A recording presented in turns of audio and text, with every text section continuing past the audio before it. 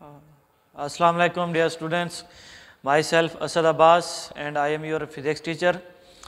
देखिए बेटे, आज का हमारा टॉपिक जो है वो है ये एवापोरेशन। ठीक है, इससे पहले हमने क्या पढ़ा था, आपको याद होगा कि हमने शॉर्ट क्वेश्चन पढ़े थे जिसके अंदर लेटेंट हीट ऑफ फ्यूजन भी था, लेटेंट हीट ऑफ वेपोराइजेशन भी था। तो उनकी एक एक एक्टिविटी थी और कुछ उनके न्यूमेरिकल एक्सप्रेशन थे। तो आज ये है हमारे पास एवापोरेशन, ये एक लॉन्ग क्वेश्चन है। ठीक है जी, लॉन्ग क्वेश्चन है एवापोरेशन। इसकी हम पहले डेफिनेशन करते हैं कि evaporation is the changing of a liquid into vapours, ठीक है, from the surface of the liquid without heating it. देखिए बेटे, ये एवापोरेशन जो है ये एक ऐसा प्रोसेस होता है, एक ऐसा अमल होता है जिसके अंदर लिक्विड जो है ना कन्वर्ट होता है गैस के अंदर। ठीक है जी, अगर आपको याद पड़ता है तो हमने इसी चैप्टर का जो मतलब पहले वाला राउंड किया है, ये फर्स्ट हाफ जो था उसका हमने सेकंड लास्ट टॉपिक पढ़ा था, change of state of matter. ठीक है जी, चेंज ऑफ स्टेट के अंदर क्या था कि मैटर के आपको पता है कि 3 स्टेट्स होती हैं जो बेसिक हैं, सॉलिड, लिक्विड और गैस। तो उसमें solid to liquid, liquid to gas, फिर gas to liquid, liquid to solid ये कन्वर्जन थी, तो वो हमने डिस्कस किया था। तो ये सारा कुछ वही चल रहा है, लेकिन यहाँ पर एक प्रोसेस इस्तेमाल हुआ है जिसे कहा गया है एवापोरेशन। तो एवापोरेशन क्या होगा कि एवापोरेशन एक ऐसा अमल है जिसके अंदर लिक्विड जो है ना ये कन्वर्ट होता है गैसियस फॉर्म में। लिक्विड क्या होता है, कन्वर्ट होता है गैसियस फॉर्म में, तो इसे कहा जाता है एवापोरेशन। एवापोरेट से मुराद वैसे भी यही है कि बुखारात का बनना। ठीक है, कंडीशन उसने बताई है कि विदाउट हीटिंग, कि उसको हीट अप नहीं करना आपने। ठीक है जी, मतलब कि एक्सटर्नल हीट उसको आपने नहीं देनी। तो अब यहाँ तक इसकी डेफिनेशन जो है, ये 2 नंबर के सवाल भी आपसे पूछा जा सकता है। अगर आप यहाँ से स्टार्ट करते हैं, इधर तक पहुँचते हैं, तो ये आपका एक शॉर्ट क्वेश्चन बनता है जो कि आपके पास 2 नंबर का होता है। ठीक है, अब इसके बाद है आपके पास फैक्टर अफेक्टिंग एवापोरेशन।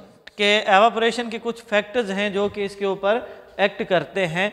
तो अब ये जो आपके पास एवापोरेशन है उसके फैक्टर्स हैं हमारे पास, पहला है टेम्परेचर, टेम्परेचर के बाद सरफेस एरिया, फिर है आपके पास विंड, फिर है आपके पास nature of the liquid, nature of the liquid. ये आपके पास 4 जो है फैक्टर्स हैं जो कि एवापोरेशन पे एक्ट करते हैं।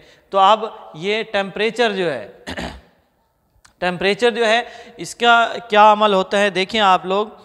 टेम्परेचर है कि वाई वेट क्लोथ ड्राई। अच्छा, यहाँ पर एक शॉर्ट क्वेश्चन है जिसे आप हाईलाइट करेंगे। Why wet cloth dry up more quickly in summer than in winter. के जो गीले कपड़े होते हैं वो गर्मियों में सर्दियों की निस्बत ज़्यादा जल्दी क्यों खुश्क हो जाते हैं। तो उसका ये है कि at higher temperature more molecule of a liquid are moving with high velocities. तो अब इसका ये है कि जब ज़्यादा टेम्परेचर होता है तो मॉलिक्यूल जो है उनकी काइनेटिक एनर्जी या स्पीड जो है ना बढ़ जाती है। तो इस वजह से एस्केपिंग पावर जो है उनकी, एवापोरेशन पावर जो है वो भी उनकी इंक्रीज़ हो जाती है। तो यहाँ से ये चीज़ साबित हुई कि टेम्परेचर जो है ये डायरेक्टली प्रोपोर्शनल है एवापोरेशन के, कि जितना ज़्यादा टेम्परेचर होगा उतनी ज़्यादा एवापोरेशन होगी, जितना कम टेम्परेचर होगा उधर एवापोरेशन भी कम होगी।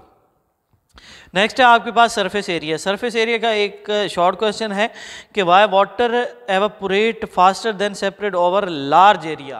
कि लार्ज एरिया जो है वहाँ पर ये क्यों मतलब कि ज़्यादा एवापोरेट होता है, उसकी वजह ये है, वजह उसने लिखी है कि larger is the surface area of a liquid greater number of molecule has the chance to escape from its surface. मतलब कि जितना एरिया बड़ा होगा उतना ही मॉलिक्यूल को ज़्यादा चांस मिलेगा एस्केप होने का। देखें जी, एक छोटा सा आपने बर्तन मतलब कि गिलास है, छोटे गिलास के अंदर आप पानी गर्म है ठंडा करना चाहते हैं तो वहाँ पर आपको ज़्यादा टाइम लगता है एज़ कम्पेयर टू एक आप बड़ी जो प्लेट थाली इस तरह की कोई चीज़ अगर आप इस्तेमाल करें।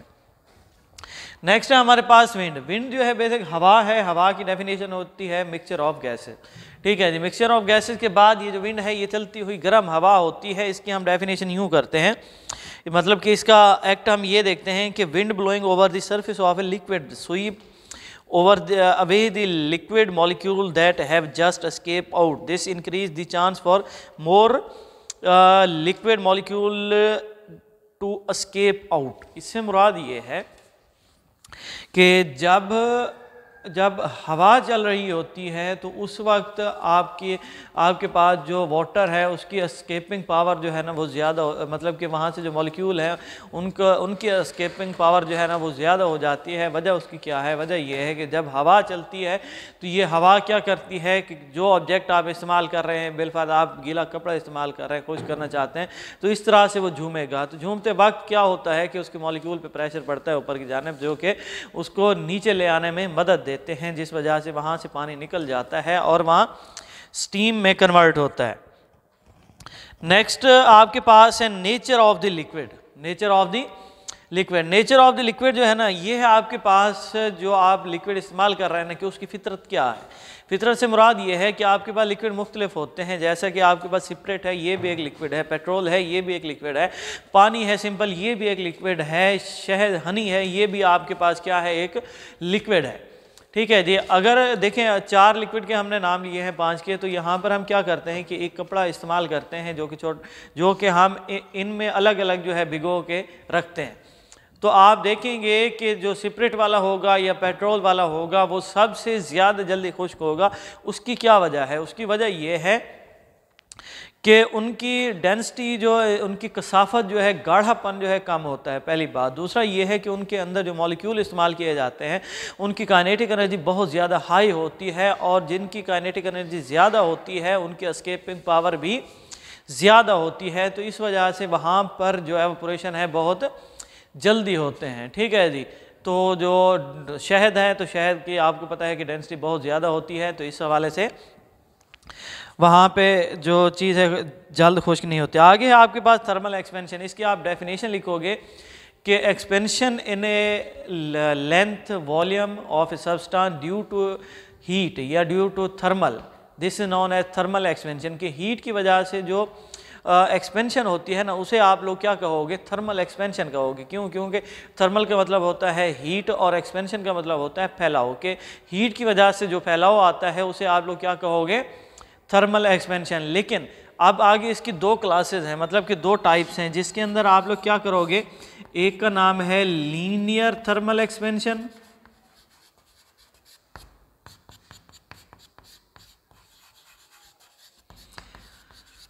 अच्छा जी। जो दूसरी है वो है आपके पास वॉल्यूमेट्रिक